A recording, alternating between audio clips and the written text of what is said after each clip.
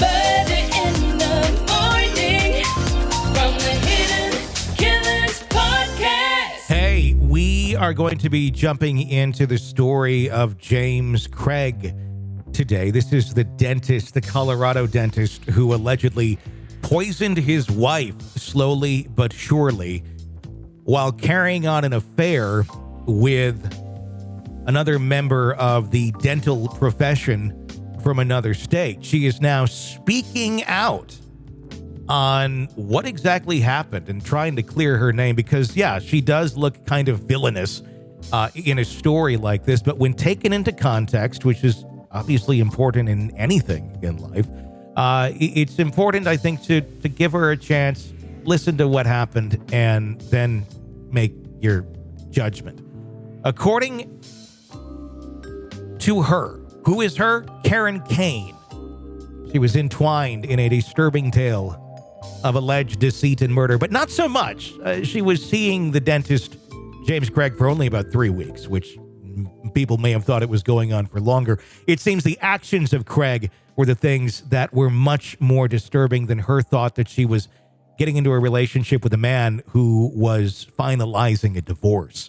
Two things which were not true, but were true to her because that's what he had expressed to her. She sat down with ABC News, and this is her reaction to being labeled the mistress of James Craig. You've been labeled the mistress in this story. Yeah, I don't like that label. If I had known what was true, I would not have been with this person. In total, how long were you together with James Craig? I want to say it lands right exactly at 3 weeks. Do you think that James Craig allegedly poisoned his wife to clear the deck so he could be with you? There's no way I'm motive. There's been no planning a future together. And yes, while that is true for her, it seems that James may have had some other things in mind because he had been asking her to come out, visit him, and within days of this trip being confirmed is when suddenly his wife fell dramatically ill. Yes, dramatically ill. And the day before Karin arrives in Denver, Angela's health takes a horrific turn. She suffers a seizure, is on life support, and is not expected to survive. Originally, it was like, maybe I shouldn't really even come. And he was like, I could really use the support. Karin tells me they met for dinner twice. He at no point seemed stressed or anxious or, I mean, really, I had to drag it out. I'm like, are you sure you're okay? Because he seemed okay. Yeah, that seems a little bit bizarre when your wife, even if it's like your ex-wife, even if it's like the person you're getting divorced from, suddenly like falls ill and is near death, and it's the mother of your children, and you're just like, let's go to Applebee's.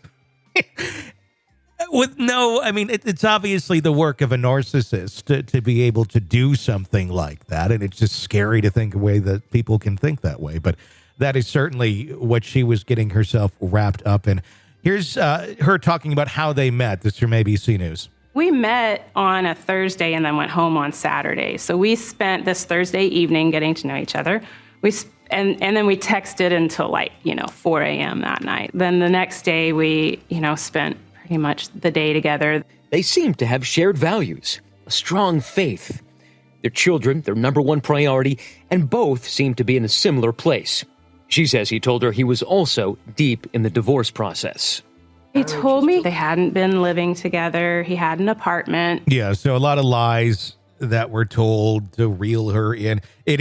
What I also find interesting is what we had in common, our faith, while he's actively poisoning his wife. Here's some more from ABC. The allegations that within days of meeting you, he starts researching potassium cyanide and is buying these deadly poisons. Yeah, and it wasn't until the media started reporting on it that I realized the timeline was so tight that it was like 2 days after we had left that meeting. When you read that affidavit, that he was Googling things like How many grams of pure arsenic will kill a human? Is arsenic detectable in an autopsy? What was that like? I don't really think I have an answer for that, because it's like I don't have any sort of headspace of my reality where that fits. I didn't willingly have a relationship with somebody who was in a marriage. You got to feel for her. You really do. If this is someone who truly did believe these things, and I do believe she had no idea. This is someone who obviously was able to elude their family and all these kids and their wife for all these years, that he's this wonderful person, when in reality, he's a totally different monster at the end of the day. And as soon as he says or hears that his girlfriend is going to show up while his wife is dying, and just has no emotion, that's a monster. That's very scary. And quite honestly, this woman is lucky she got out of this alive, because God knows if she had spoken up or maybe had said something to the effect of, this seems kind of weird or suspicious, who knows where she would be today. You're consuming the Hidden Killers podcast. Want more? Start binging on all of our true crime podcasts right now through Apple Podcasts, and get an ad-free experience when you sign up to be a True Crime Today Premium Plus member, exclusively on Apple Podcasts. More of the Hidden Killers podcast, dropping soon. Press subscribe now.